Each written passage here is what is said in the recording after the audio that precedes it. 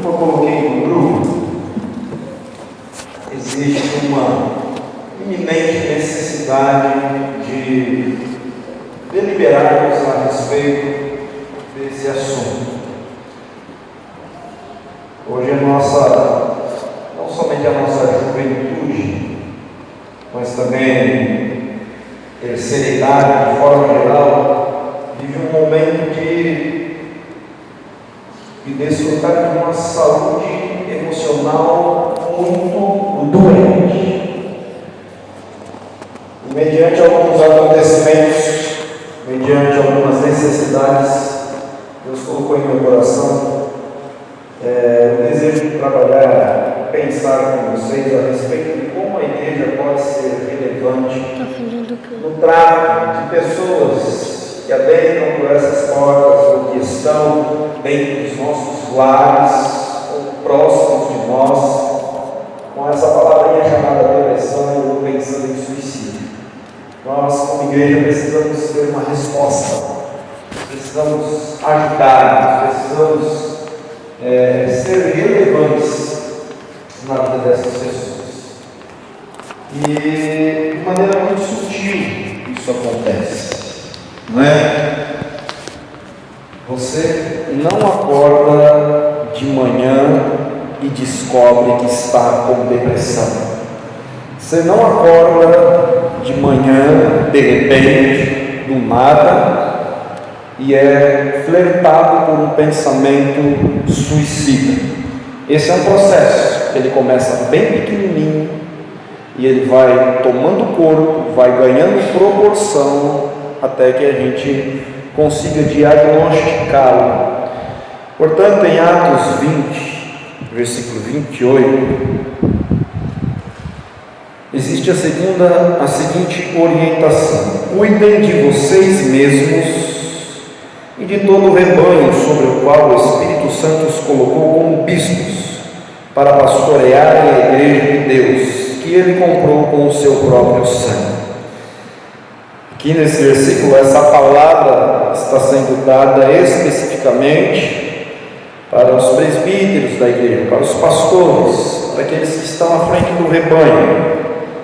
Mas, o apóstolo Paulo, escrevendo a Timóteo, diz: olha, Timóteo, cuida de você mesmo, cuida da tua saúde, para que você também possa cuidar de outras pessoas.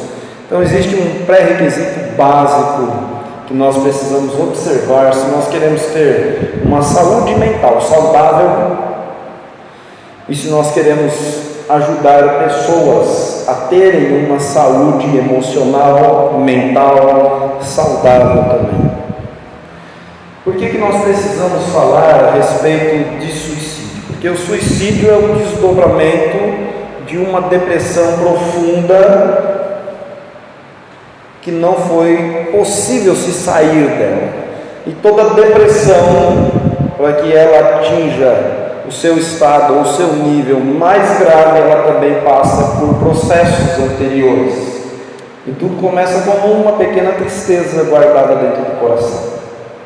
Não é? Você já ficou triste? Quem aqui já ficou triste? Todos nós. Você fica muito triste muitas vezes? Às vezes a gente passa por períodos de tristeza que parece que não vai embora, não é? O que eu quero iniciar falando para a igreja? Que o suicídio é o ápice de um sentimento pequeno que se alojou dentro do nosso coração, não foi tratado da maneira correta e empurrou o indivíduo para cometer esse ato contra si próprio. Então hoje nós temos estatísticas terríveis a respeito de pastores se suicidando, adolescentes se suicidando, jovens se suicidando. E dentro da nossa realidade, como igreja, isso pode estar acontecendo em algum momento. A grande surpresa que nós temos é que todo esse processo vai acontecendo com uma sutileza tão grande que nós que estamos despercebidos, nós que estamos distraídos não percebemos, E aquele que está vivendo não tem um mínimo de vontade de compartilhar. Portanto, quando nós descobrimos, não há mais nada para se fazer. E nós conversávamos, eu e minha esposa, e perguntávamos: não adianta só falarmos a respeito disso, nós precisamos agir de forma preventiva. E hoje, a nossa melhor ferramenta para impedir que isso aconteça é a detecção. A igreja precisa ter discernimento e sabedoria para detectar uma pessoa que está iniciando um processo desse, ou que está no meio de um processo desse, ou que já está no seu estágio final. Porque a ausência da detecção da igreja, ela é totalmente relevante nas estatísticas. Então a nossa melhor chance hoje é a detecção. A nossa melhor chance não é a do indivíduo falar que está pensando em suicídio. A nossa melhor chance não é esperar que o indivíduo se manifeste para dizer que está com depressão. A nossa melhor chance não depende da iniciativa dele. Hoje a nossa melhor chance depende da nossa iniciativa, depende do diagnóstico prematuro, depende da capacidade da igreja de detectar. Por isso, comentávamos no encontro de homens que nós precisamos ter um olhar de águia, um olhar atento, que está observando tudo, analisando tudo, examinando tudo, os mínimos comportamentos, os mínimos pensamentos, as mínimas ações, para que possamos dessa forma ser relevantes como líderes do nosso lar na detecção de problemas. Então, nós vamos falar aí durante algum tempo sobre isso. Eu vou usar esse livro aqui, o cara que escreveu é gente boa, conheço ele. Então, como eu pesquisei bastante a respeito do assunto para poder escrever isso, então nós vamos usar ele como base para ver os pensamentos que tem aqui, para ver os dilemas que tem aqui, como nós podemos de alguma forma entrar dentro deste contexto para ser relevante dentro dele. Então, esse livro, alguns irmãos aqui já leram. Então ele está dividido aí em 4 partes. Então nós começamos a desenhar. Eu convido você a, se puder, adquirir esse livro. Ele custa R$28 lá no site. Eu fui alvo de pirataria, então também tem ele em PDF rodando para tudo quanto é canto. Eu até postei no grupo, né? Se você tem um smartphone aí, você pode baixar ele e ler ele inteiro. Então a ideia de escrever esse livro nunca foi para ganhar dinheiro, foi para abençoar vidas que estão dentro desse contexto. Então, no primeiro momento eu fiquei bastante chateado quando piratearam o meu livro, mas no segundo momento eu falei, glória a Deus, porque eu fui digno de ser pirateado. E o que eu queria vai acontecer. Eu queria que esse conteúdo se espalhasse e alcançasse muitas pessoas. E tem gente até na China já me falando, estou brincando, né? E aí, você liberou e tal. Então, glória a Deus, que Deus use esse conteúdo aí. Então a gente começa a construir um pensamento a respeito do suicídio desde a antiguidade greco-romana. A gente começa a ver nesse livro como as diferentes culturas lidam com isso, como as diferentes culturas encaram isso, como é a maneira deles enxergarem, lidar e interferir com isso. Então depois nós vamos para a Idade Média, para a Idade dos tempos modernos, até a contemporaneidade, que é o momento em que nós estamos vivendo. Nós vamos analisando o avanço e as mudanças dentro do conceito suicídio, dentro das mais diferentes culturas, classes sociopolíticas e econômicas. O que acontece? O nosso assunto aqui é a depressão. Então, nesse livro também, lá no capítulo 2 e 3, nós falamos sobre os fatores de riscos que podem contribuir para que uma pessoa busque no suicídio uma opção para resolver o seu problema. Então nós destacamos a depressão como principal fator para a consumação do suicídio.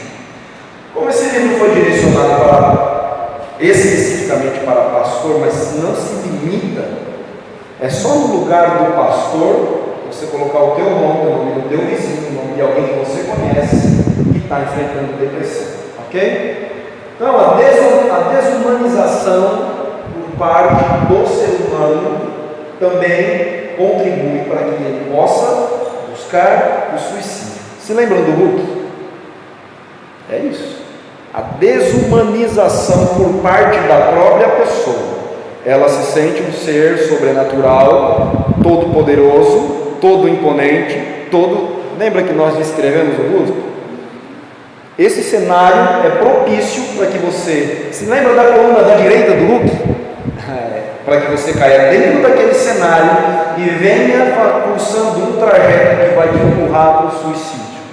Então, como eu coloquei no grupo, a nossa ideia é trazer à consciência da igreja a importância do cuidado de si próprio, porque ele é a melhor prevenção, já adiantando para vocês. Então, nós queremos que a nossa esposa cuide da gente, o nosso marido cuide da gente, a nossa mãe cuide da gente, o pastor cuide da gente, o chefe cuide da gente, o médico cuide da gente, mas nós parece que não temos nós não temos o mínimo desejo de cuidarmos de nós mesmos. Eu digo por mim, né? Eu preciso ir no médico ver meu joelho, eu preciso ir no médico ver não sei o que, eu preciso ir no médico ver não sei o que, mas eu não vou.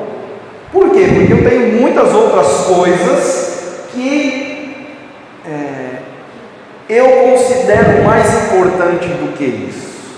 E eu vou postergando, e a ausência do cuidado de si próprio é um dos maiores fatores para que uma pessoa entre num estado de depressão. Então, nós vamos trabalhar durante as quartas-feiras, e a ideia é que você pense nisso, mas pense não somente no caos e não somente na situação em si, mas também como nós podemos trabalhar preventivamente na detecção e na prevenção. Portanto, o texto que nós lemos, o apóstolo está dizendo assim: olha, cuide de vocês mesmos, e depois do rebanho ao qual o Espírito Santo te colocou como bispo. Existe uma ordem aqui que precisa ser respeitada. Cuide de você mesmo, Vânia, depois você cuida do seu filho. Cuide de você mesmo, Vanessa, depois você cuide do seu marido. Cuide de você mesmo, Ribamar, depois você cuida do seu chefe. O cuidado de si mesmo antecede todo tipo de cuidado que vai acontecer para terceiros. Amém, irmãos? Isso nós precisamos trazer de volta para a nossa existência. Nós precisamos trazer esse conceito de cuidado de si próprio para dentro de casa hoje. A gente precisa trazer esse conceito de cuidado de si próprio para dentro de mim. Eu preciso trazer isso. Porque nós negligenciamos descanso, não negligenciamos isso. Quando você faz isso, você está aqui, quebrou o negocinho aqui, né? Na segunda coluna, cometendo esse ato terrível contra você mesmo, que é a desumanização. Esse é o primeiro passo. No livro também a gente vai falar a respeito da desumanização por parte da igreja, no sentido de que a igreja, dentro daquele contexto, espera do pastor um ser sobrenatural, um super-homem, que está imune a doenças, a tristezas, a cansaço, a fadiga, e a igreja tem uma expectativa que ele não pode responder porque é um ser humano. Então existe a desumanização por parte de mim mesmo, a respeito de mim mesmo, e existe a desumanização por parte do outro a respeito de mim. Por exemplo, não é? A Vanessa está doente, e eu ignoro e cobro dela que ela, mesmo doente, realize todas as tarefas que ela tem para fazer. Facilmente a gente pode cometer esse erro, hein? Não é? Eu estou desumanizando ela, porque ela é um ser humano que agora está limitada, frágil, doente, e eu estou ignorando as suas limitações humanas e querendo que ela atenda expectativas de uma pessoa sobrenatural. Talvez se ela fosse o Hulk, conseguiria, mas ela não, ainda bem, né? E nós vamos falar também a respeito da incapacidade de reagir diante das crises. Hoje nós somos bem limitados nesse sentido, não é? Resiliência zero para a gente. Então, a nossa incapacidade de reagir diante das crises também contribui. Se vocês estão percebendo, para que a gente chegue ao suicídio é necessário que uma somatória de eventos e negligências aconteçam antes, como essas que nós estamos trabalhando. Também vamos falar sobre a síndrome de burnout, que é o esgotamento completo de uma pessoa. Esse pessoal da área da saúde ministerial são os mais atingidos. A estatística é assustadora a respeito de pessoas que exercem a sua função dentro da síndrome de burnout. Então, muito bem. No capítulo 4, então nós vamos trabalhar também, a ideia não é só jogar o problema no ventilador, tentar trabalhar alguma coisa que a gente possa fazer na prevenção. Então a gente vai refutar o mito da blindagem. Isso significa que ninguém aqui está blindado, ninguém aqui está imune a ter depressão. Eu não tive, não quero ter, conheço pessoas que têm, não desejo isso para você, não fale essa palavra, nem de brincadeira, porque isso daí é terrível, né? A gente vê alguém com depressão, não tem a menor ideia do que está acontecendo. Então, nós vamos trabalhar aí. Nós vamos falar sobre a desfragmentação do ser humano. Todo ser humano é um ser completo e integrado, mas nós fragmentamos. Já perguntou para alguém assim? Eu já fiz isso. E aí, tudo bem, cara? Como é que está a vida? Ah, cara, depende de que área dela você está falando. Fragmentamos. Nós fragmentamos a área espiritual, a área financeira, a área social e assim por diante. Quando nós desfragmentamos o ser humano, nós enxergamos ele como um todo, que precisa funcionar em conjunto. Portanto, quando nós fragmentamos, deixamos muitas áreas da nossa vida desprovidas de cuidados importantes. E o cuidado de si mesmo nessas áreas que nós entendemos estar fragmentadas vão contribuir. O papel preventivo da igreja, o cuidado de si mesmo como um método de prevenção, um conceito equilibrado em relação a si mesmo. Meus irmãos, tem gente que se acha um coitadinho, tem gente que se acha o cara. Então, nem além, nem a quem. Nós precisamos desenvolver um conceito equilibrado a respeito de nós mesmos. Paulo fala isso também aos Romanos, capítulo 12. Não pense de si mais do que deveria. Então, a gente vai dar uma passada por aí. O pastor e a tirania do urgente. Vocês já repararam que tudo na vida é urgente? Não dá para esperar mais nada. Por isso o verso de hoje, mas espere no Senhor. Nós odiamos esperar. E a tirania do urgente, tudo é urgente, não é? O teu filho te chama como se o mundo fosse acabar, mas ele faz isso todas as vezes que ele te chama. Mãe, vem aqui agora. Aí você está na sala e ele pode. Mãe, vem aqui agora. Está no banheiro. O que foi, Nicolau? Não, vem aqui agora. Sua mãe está ocupada. Não quer nada. Entendeu? Então a tirania do urgente, sempre tem alguém com uma necessidade urgente. E aí você ignora a família, você ignora descanso, você ignora lazer, você ignora tempo de qualidade para estar atendendo todo mundo o tempo todo. Então nós vamos falar um pouquinho sobre isso. Administrando a relação. Aqui é pastor, família e ministério, mas administrando a relação, família, trabalho e carreira, né? Como é que você assimila isso? Não é que o jovem crise. Por quê? Porque ele tem uma carreira, tem que assimilar isso com família, tem que assimilar isso com o estudo, tem que assimilar. É difícil, mas nós temos que assimilar isso tudo. Por quê? Porque eu não posso atender uma área em detrimento da outra, causar prejuízo na outra. Não, direito à privacidade. Você tem privacidade? Depende do lugar que você mora. Depende de quantas casas tem, onde você mora. Eu falo isso porque eu moro num lugar que tem 3 andares. E você precisa ter regras para ter privacidade, senão você perde sua privacidade. Você já viu famílias que ninguém tem privacidade nenhuma?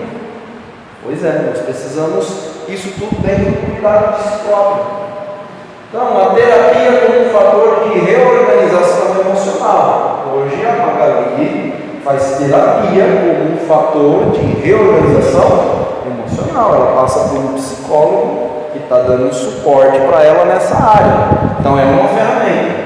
E algumas recomendações aos jovens. Então eu queria dar essa introdução para vocês hoje,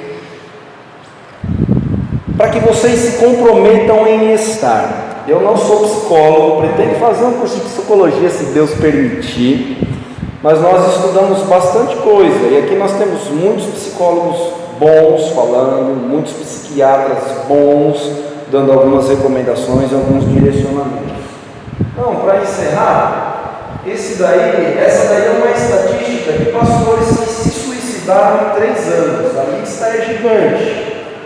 Então, só para você ficar curioso um pouquinho, eu coloquei esse ano alguns pastores que se suicidaram. Eu não tive tempo de atualizar a minha lista, exatamente porque ando com um horário meio complicado, mas temos mais muitas referências.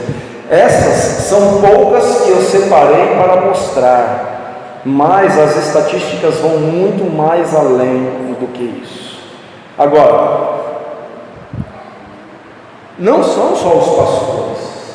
Isso aí é um baita tabu, porque ninguém espera que um pastor tire a sua própria vida. Mas as estatísticas de jovens, adolescentes, até senhoras, senhores, anciãos, você vê que tem homens, mulheres, 56, 60, 30. Meus irmãos, o suicídio não escolhe idade, sexo, cor, classe social, política, econômica, raça. Não escolhe credo. Muitos padres estão se suicidando. Por quê? Porque está enfrentando um período de depressão e encontra no suicídio a tentadora opção.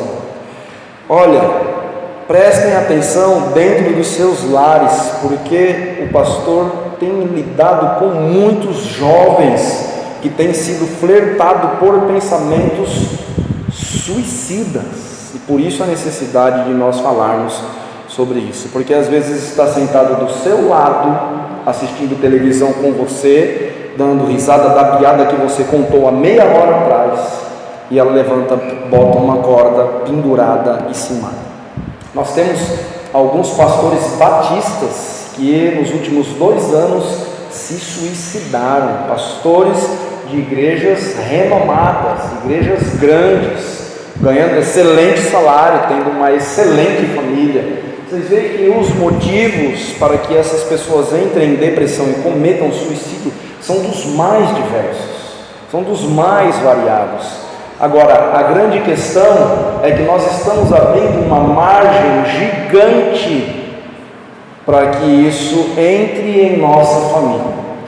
Então, para encerrar, eu quero que você saiba uma coisa que eu já disse e vou repetir. Uma pessoa que quer se suicidar, uma pessoa que está pensando em cometer suicídio, você não deve julgar ela nunca, tá bom? Ela deve ser alvo da sua misericórdia, compaixão e graça, não do seu julgamento. Vocês já repararam que a dor do outro é sempre menor do que a nossa? As lutas do outro são sempre inferiores às nossas, que os problemas dos outros são sempre mais fáceis de resolver do que os nossos. Então, você precisa saber que uma pessoa que quer cometer suicídio, ela não tem a menor ideia de tirar a sua própria vida, não é isso que ela quer fazer. ela não quer se matar, irmãos. Quando uma pessoa falar para você, eu quero me suicidar, eu quero me suicidar, ela não quer se matar. Você tem que entender isso na hora em que ela te disser isso. O que ela tem é uma dor tão grande dentro dela, que está dilacerando ela, que ela não pode mais conviver por entender que é insuportável. E o que ela mais quer, igreja, é interromper a dor, não é deixar de viver. E isso faz toda a diferença. É por isso que nós não podemos comparar a mente de um suicida com a mente de um assassino, porque vocês vão ouvir muitas pessoas falando que um suicida é um assassino de si mesmo. Agora, não existe comparação entre a mente de um assassino e de um suicida, porque o suicida, ele maquina tirar a vida do outro para causar mal ao outro, para causar dano ao outro. Ele maquina uma maneira de se vingar do outro. O suicida, ele quer interromper uma dor que para ele é insuportável. Portanto, nós não podemos colocar esses dois perfis na mesma balança. A discussão que nós trazemos no livro não é se o suicida vai para o céu ou se ele vai para o inferno. Eu não creio que um suicida perde a salvação, tá bom? Depois, se você quiser, a gente conversa a respeito disso.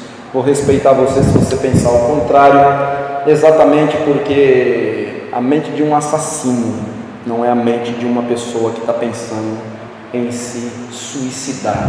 Há uma diferença entre os dois, que é a mesma diferença entre a água doce e a água salgada, dia e noite. Quando nós colocamos essas duas pessoas na mesma balança, nós erramos, ok?